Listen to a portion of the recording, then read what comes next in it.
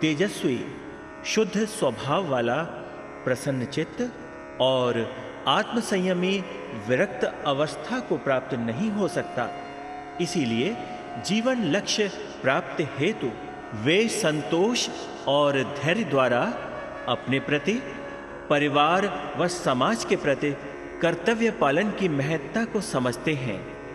ध्यान से सुनो, जीवन लक्ष्य प्राप्ति हेतु वे संतोष और धैर्य द्वारा अपने प्रति, परिवार व समाज के प्रति कर्तव्य पालन की महत्ता को समझते हैं।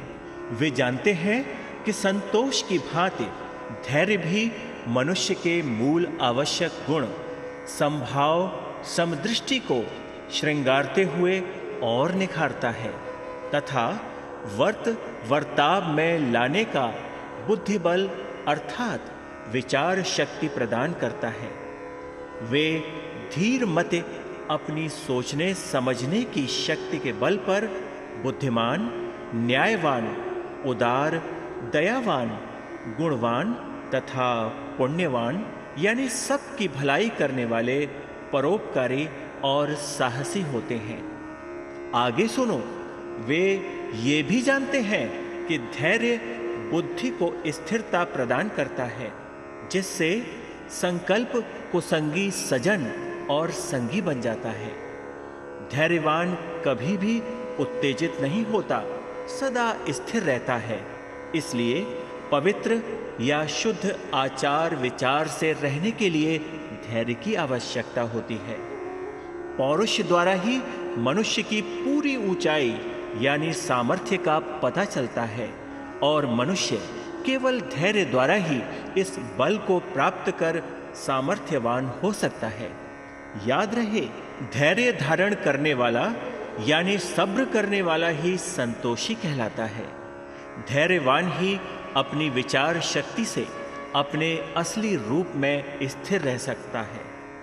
इस प्रकार सतयुग के सज्जन भली भांति जानते हैं कि सच्चाई धर्म की राह पर चलने हेतु संतोष और धैर्य दोनों वृत्तियों का निरंतर समरूप रहना अति आवश्यक है। इससे उनके स्वभावों का टेम्परेचर घटता बढ़ता नहीं और उनके लिए सच्चाई धर्म की राह पर चलना सरल हो जाता है। धैर्यवान की प्रमुख विशेषताएं इस प्रकार हैं: स्थिर, पराक्रमी, शूरवीर, निर्भय, सहनशील, निष्ठावान, गंभीर, क्षमावान, आत्मज्ञानी, तेजस्वी, शुद्ध स्वभाव वाला, प्रसन्नचित्त, निर्विकार, आत्मसंयमी, विरक्त, निश्चल, न्यायवान, उदार, पुण्यवान, सामर्थ्यवान आदि। इसीलिए तो कहते हैं